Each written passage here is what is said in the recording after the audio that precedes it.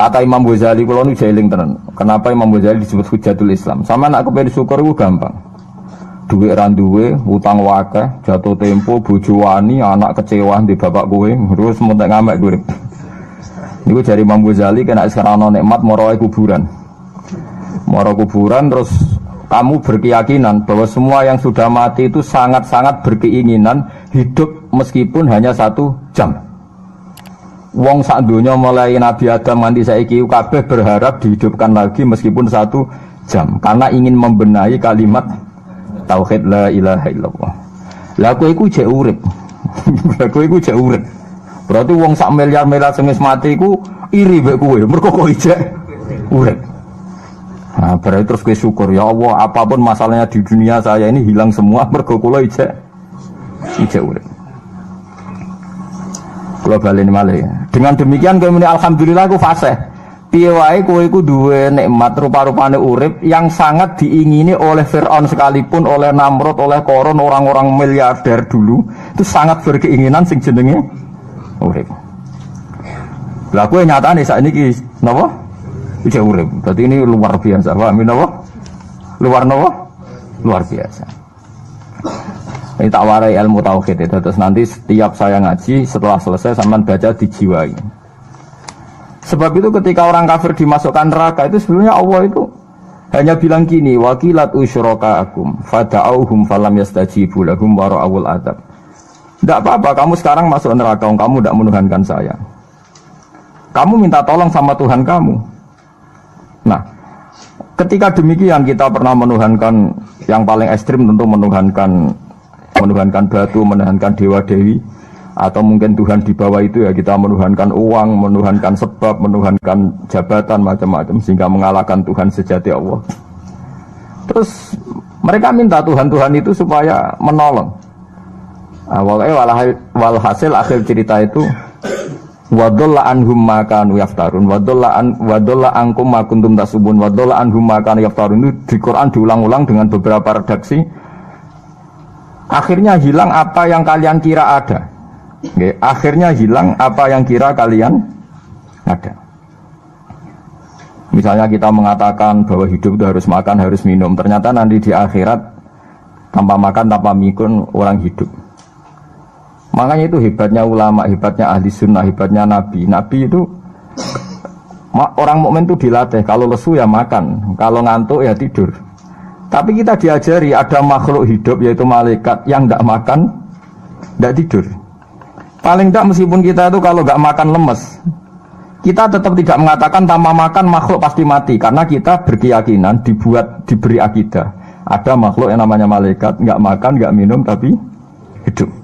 Sehingga meskipun kita mengalami kalau nggak makan itu mati, tapi tetap menyisakan satu keyakinan bahwa makan itu tidak syarat hidup. Buktinya malaikat nggak makan hidup. Paling tidak dengan keyakinan itu kita tidak mendewa-dewakan harus makan. Itu cara-cara Nabi mengajarkan kita. Paham gitu. Terus ini saya ulang-ulang. Makanya disebut wadolla anhum. Apa yang mereka kira ada itu dari awal tidak ada. Ya, apa yang mereka dikira ada nanti di akhirat tidak ada. Lah sing ada itu tetap nopo alhamdulillah. Makanya ketika nanti orang masuk surga da'wahum fiha subhanakallahumma wa tahiyyatuhum fiha salam wa akhiru da'wahum alhamdulillahi rabbil alamin.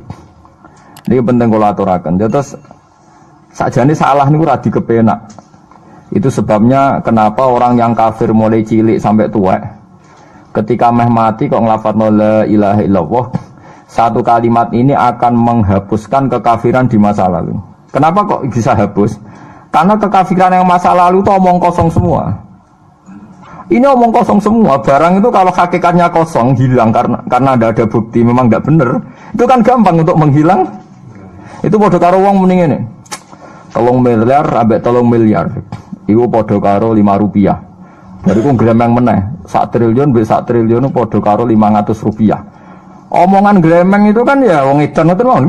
Berarti sak urip-uripe muni Isa pangeran ya edan.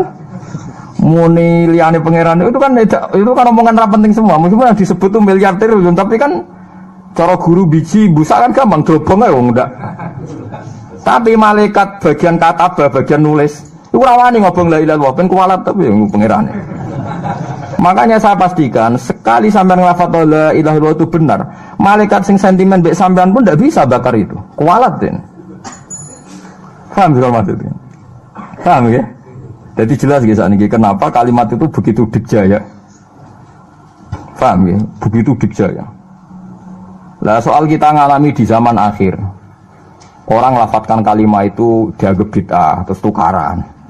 Ya kita semua ngalim bingung, kalimat itu salah apa, dianggap apa bid'ah.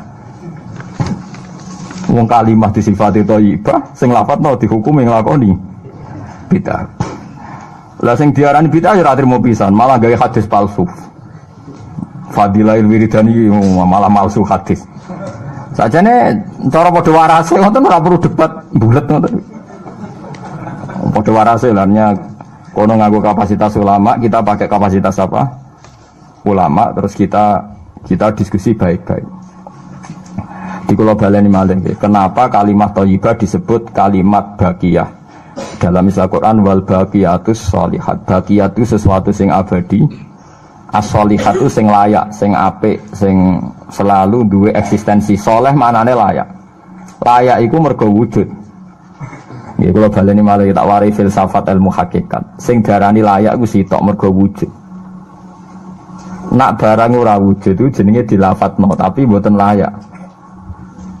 Jadi barang ana sing dilafatno tapi ora layak, ana sing ora usah dilafatno tapi wis layak disebut sholihat. Saleh maknane apa? Layak atau punya eksistensi. Misalnya begini ya, kula tawarai ya ben sama nang lafatno la ilaha illallah niku benar. Ketika manusia itu menganggap yasumu maknanya menganggap itu sesuatu tidak ada tapi dianggap nopo ada, itu jenenge menganggap. Ketika manusia itu menganggap bahwa tidur itu penting, kalau orang tidak tidur itu maka dia akan lemah, kalau orang tidak makan itu dia akan mati. Sebetulnya semua ilmunya manusia itu menganggap, karena diulang-ulang oleh satu kejadian, kalau nak gak mangan itu lesu, nak gak turu itu lemes, terus dia menganggap kalau gak tidur itu orang mati, kalau gak makan itu orang mati. Itu ilmu yang dikatakan oleh para ahli hakikat hanya menganggap itu sah, karena anggapan manusia salah itu sah, keliru ya sah, benar ya sah, tapi ya hanya anggapan.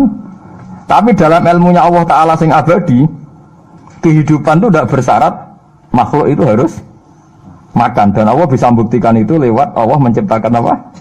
Malaikat. Nah sehingga semua ilmu selain ilmu hakikat itu dalam bahasa ilmu hakikat disebut kita menganggap, kita merasa tahu. Bukan saya tahu, tapi saya merasa tahu. Nah, liane kalimat la ilaha illallah itu semuanya begitu. Kita merasa tahu bahwa kira-kira begini, kita melihatnya begini. Tapi sing hakikat, sing gak bisa dibatalkan bahkan oleh malaikat sekalipun, niku namun kalimat la ilaha illallah. Nanti disebut kalimatu haqqin 'alaiha nahya wa 'alaiha namut wa 'alaiha nub'atsu insyaallah taala minal amin. Karena yang dikatakan hidup itu roh. Roh itu tidak butuh makan. Ketika jasad itu mati, hancur, itu rohnya kan masih hidup. Dia pindah di alam ulya sana. Roh itu hayat, hayat itu dari kata roh. Roh itu maknanya hidup, hayat maknanya hidup. Roh dan hayat ini satu sistem yang kita tidak tahu, yang tahu hanya Allah. Ini tidak butuh makan.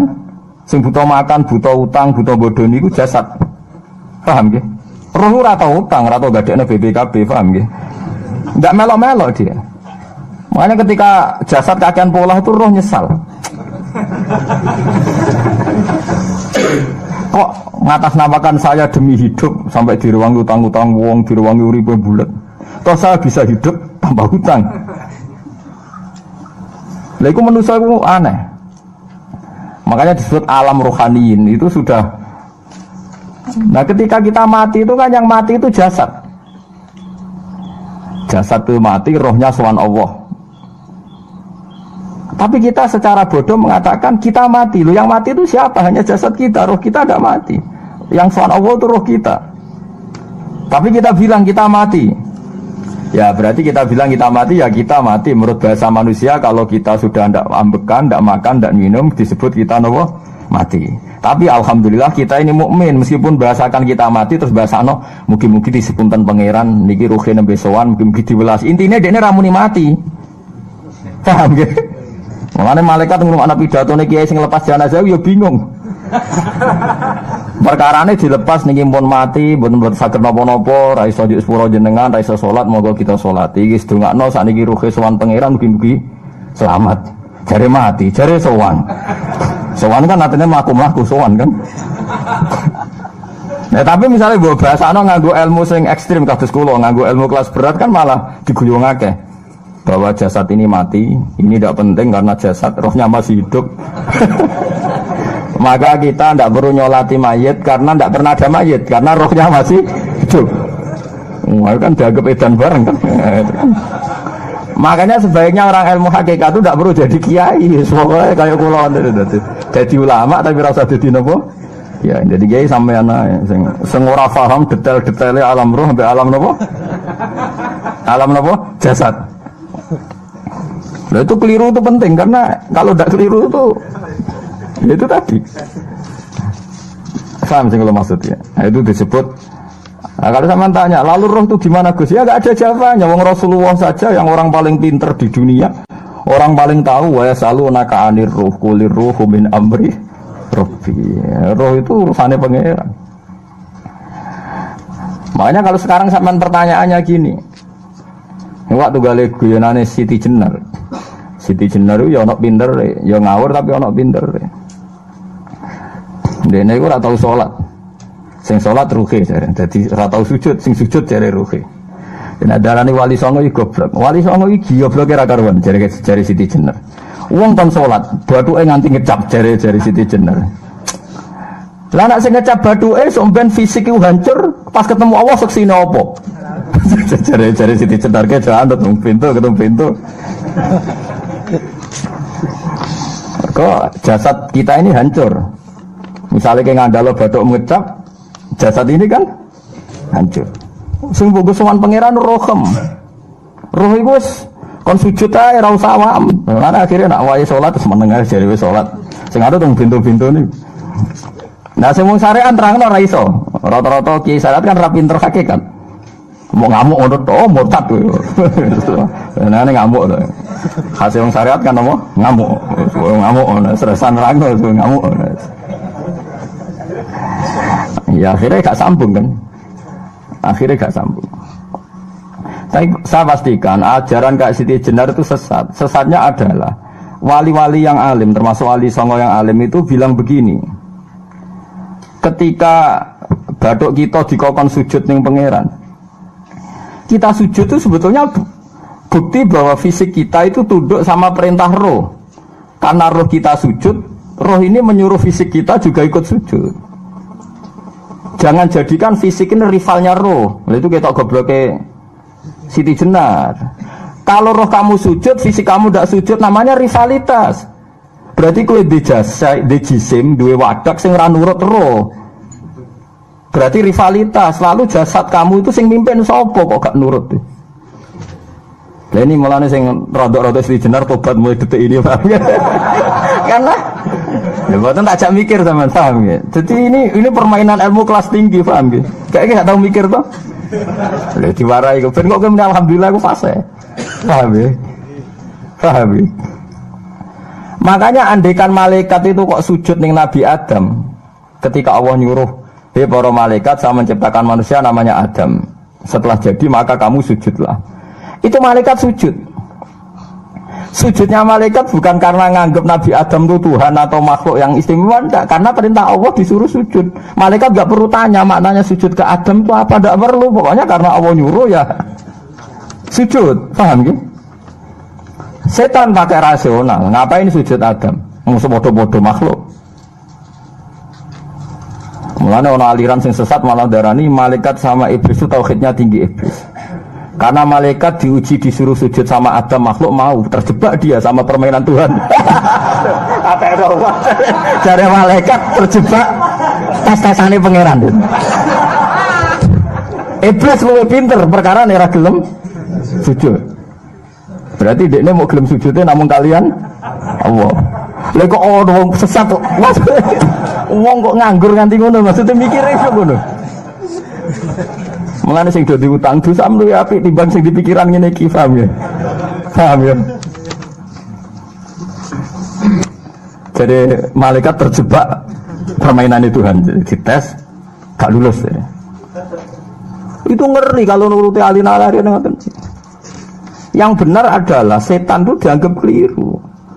Karena dia tidak punya otoritas pikiran. Dia ini ora wujud. Hakikatnya setan malaikat gak wujud. Wujudnya diwujudna Allah. Nah wujudnya diwujudna Allah. Apa wae sing dadi dawuh Allah kudu sami'na wa ata'na. Karena dia tidak bisa menjadi rival Tuhan.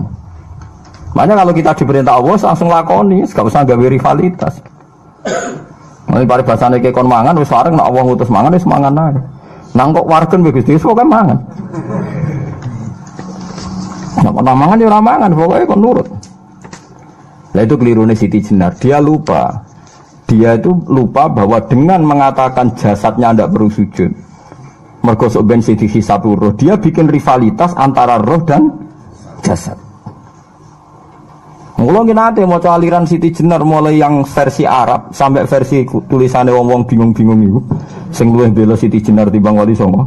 Bahkan dalam cerita itu seakan-akan Wali Songo lu kasut mergo jare Siti Jenar dipateni wangi terus diganti asu macam-macam lah cerita ngono. Mula nu peneliti ra kabeh, kula ra koyo Kiai Mustofa niku ora apa ya ngono. Gak jelas roe tapi jelas dadi kiai ini. Enak ngoten niku. Dadi ya ana wong ilmune ra pati akeh tapi jelas dikiyaino. Kalau ilmu akeh apa dikiyaino. Jadi kekeliruan ini mergo ngoten niku nggih. Memang ilmu hakikat itu jelimet. Tapi sampean harus saya latih. Piye sampean ngaji ning kene ya suwis tuwa supaya kenal sithik-sithik. Lah nanti makanya menghilangkan barang batil itu mudah sekali. Karena barang batil itu hakikatnya enggak ada. Mbok ana wong muni 1 miliar ditambah 1 triliun jumlah 5 rupiah, mbok sing disebut angka 1 miliar 1 triliun lafaz ini ndak ada. Ya lafaz ini ndak ada, fakta ini ndak ada. Makanya disebut di Quran iyaquluna illa kadiba. Sebagian Quran istilah lebih ekstrim. Kaburos kalimatan takhruju min afwahihim. Kalimat itu menjadi besar karena ada yang melafatkan, tapi kalimat ini tidak pernah menunjuk hakikat. Nggih to, misalnya wong nyebut iki geni, wong ki HP kok darani geni, itu pernah ada kalimatnya tapi tidak ada faktanya. Ini batu disebut itu Tuhan. Yang benar itu batu, disebut Tuhan itu kan kalimat sing ada kalimatnya tapi tidak ada faktanya. Paham ya? Ini disebut kaburos kalimatan sing takhruju min afwahim. Terus iyaquluna illa kadiba. Mereka hanya ngomong secara dusta. Sebetulnya kalau barang hakikat itu tidak usah diomongkan, itu tadi kalimatu haqqin 'alaiha nahya wa 'alaiha namut wa 'alaiha nufasu insyaallah taala minal amin. Tapi kalau kalimatul batil kalau enggak diomongkan enggak ada yang ngomong. Karena harus diomongkan, itu pun enggak menunjuk apa? Enggak menunjuk apa? Hakikat. Lah semua manusia itu ngomongnya itu rodok-rodok ala zamihim sesuai klaimnya. Mulane omongane sampean bingung nama malaikat. Saya jamin, muga sampean kenal malaikat kados kula niku malaikat sambat tenan mbok omongane sampean. Kok ndak gimana coba? Kita bilang saya ini kaya, baru punya uang banyak kaya. Malaikat sing nyekseni kekayaane Allah janggal, kere kok muni sugih. Terus kowe muni saya ini orang kuat karena saya presiden Amerika, saya presiden Indonesia orang kuat. Kita pun sebagai kiai bilang Jokowi itu orang kuat, presiden itu orang kuat. Malaikat sing roh langit bumi, sing roh Allah, dijayane Allah, pemene malaikat Israel. Mangkel sak boleh ana bahasa kuat tuh. Ah semane tak protes ber kok iso muni kuat itu kuat apa nih? Jadi bahasa manusia itu membingungkan semua. Coba Anda jadi malaikat Israel, terus ana wong peteta-petete muni kuat.